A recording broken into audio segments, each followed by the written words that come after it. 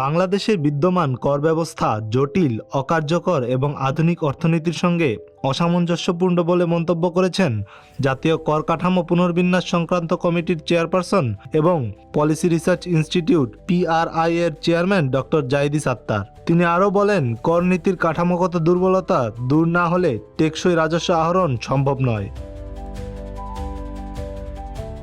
29 জানুয়ারি রাজধানীতে PRI অফিসে এক সংবাদ সম্মেলনে জাতীয় কর কাঠামো পুনর্বিন্যাস সংক্রান্ত কমিটি কর ব্যবস্থার সংস্কার সংক্রান্ত প্রধান পর্যবেক্ষণ ও প্রস্তাবিত সংস্কার সুপারিশ তুলে ধরে। সংবাদ সম্মেলনে ডক্টর জাহিদ সাত্তার বলেন, বাংলাদেশে কর ভিত্তি অত্যন্ত সংকীর্ণ এবং কর প্রশাসন এখনও অতিরিক্তভাবে ম্যানুয়াল। ফলে করদাতাদের আস্থা কমে যাচ্ছে এবং স্বেচ্ছায় কর পরিশোধের প্রবণতাও বাধাগ্রস্ত হচ্ছে। প্রথম আমাদের বক্তব্য হলো, আমরা যখন এই বর্তমান যে ট্যাক্স সিস্টেমকে যখন আমরা অ্যাসেস করলাম, আমরা দেখলাম যে বর্তমান tax system is highly complex. এটা ডিরেক্ট ট্যাক্স হোক, ভ্যালু অ্যাডেড ট্যাক্স হোক বা ট্রেড ট্যাক্স হোক, it's too complex, it's not transparent, এবং এই কমপ্লেক্সিটির কারণে ইটস অলসো ইনএফিশিয়েন্ট। অ্যান্ড আরেকটা জিনিস যেটা হয়েছে যে it's heavily reliant on indirect tax.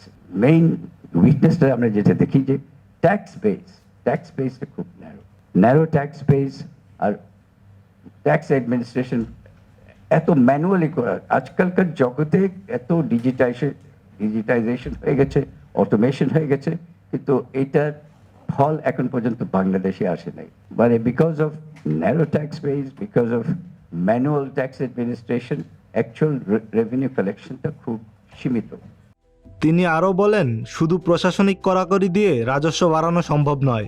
এজন্য কর নীতিতে মৌলিক সংস্কার, ডিজিটালাইজেশন এবং অটোমেশনের বিকল্প নেই।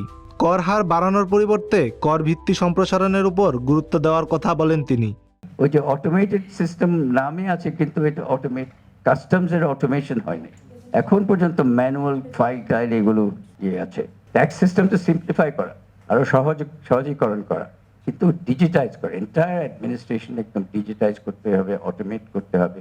এবং বর্তমানে যে আর্টিফিশিয়াল ইন্টেলিজেন্স যে আমাদের এখন সিস্টেমে এসে গেছে, বাংলাদেশেও বেশ আসছে।